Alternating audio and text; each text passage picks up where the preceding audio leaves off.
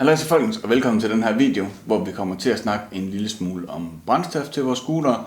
Hvad for noget olie der er godt at bruge, og i hvilken mængde det er godt at bruge, og hvad for nogle fordele der er at opnå ved at bruge eksempelvis sådan et produkt som Polini målebæret her, eller sin standard oliepumpe på ens maskine.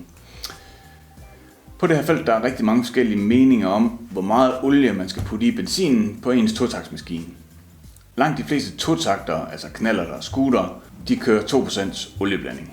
Og hvis man skal snakke om, hvad for noget olie der er godt at bruge, så kan man dele det lidt groft op ved at sige, at standardmaskiner de skal bruge en delsyntetisk olie eller semisyntetisk olie, som den her Galp MS2T. Tunede maskiner de skal bruge en fuldsyntetisk olie.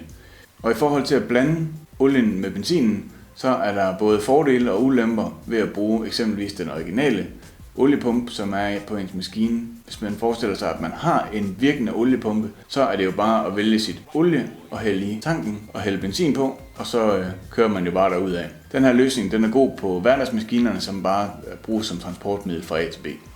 Men har man nu for eksempel en maskine, som man bruger til ræs med et dyrt, højt ydende cylinderkit på, så kan der altså være på fordel ved at blande olien direkte i benzinen, eksempelvis ved hjælp af brugen af det her Polini målebær.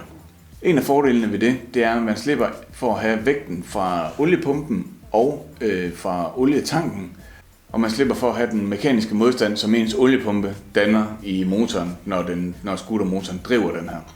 Og man undgår, at en defekt oliepumpe ender med at koste en et dyrt cylinderkit, fordi at den holder op med at smøre, og cylinderen den sætter sig. Hvis man gerne vil blande selv, så findes der flere formler og metoder til at regne det rigtigt ud, i forhold til hvis man gerne vil have en 2% blanding, man vil gerne have 4% blanding, 3%, whatever. Jeg synes klart, det er lettest at bruge det her Polini målebær. Det er virkelig nemt og simpelt at bruge, og det virker på følgende måde. Man tanker sin scooter ikke helt op til kanten, for der skal lige være plads til lidt olie. Det har jeg stået med hårdt i postkassen et par gange. Så finder man sin blandingsprocent på målebæret, hvilket i vores tilfælde vil være 2%. Så kigger man på tankmåleren og ser, okay, jeg har tanket måske 4 liter. Så hælder man olie op til 4 liter og tømmer målebæret over i sin tank. Og så er der 2% olieblanding på. Hvis man bruger sin maskine til at tage til træf med, så kan det jo godt være, at man har taget nogle dunke med benzin med. Det letteste, synes jeg selv, er at holde det benzin rent, og så først lige inden man skal bruge det, så blander man det op. Til det, der bruger vi altid sådan en Richetti hældekande her. Den er dejlig nem at hælde op i, fordi der er en stor åbning til at hælde benzin fra en dunk i. Så er det meget nemt at se igennem det her klare plastik, hvor langt man har hældt op, når man står ude på en solbeskinnet landingsbane et eller andet sted. Og så kan man nøjes med at blande eksempelvis 3 liter, hvis man ved, at man ikke skal bruge mere den dag.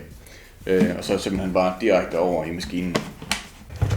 Og den kan forsejles totalt bagefter med den her tut der er på. Og skulle den blive væk, så passer den altså på fra en Coca-Cola. Kan jeg lige løfte lidt fra.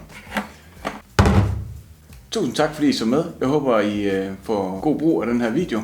Hvis I har nogle tanker enten omkring den her video eller et eller andet content I godt kunne tænke jer at se, så smid os en kommentar. Og hvis I ikke allerede er subscribet, så ved I hvor I kan finde knappen. Den sidder lige nede i hjørnet. Tusind tak for nu. Stay tuned. Peace out.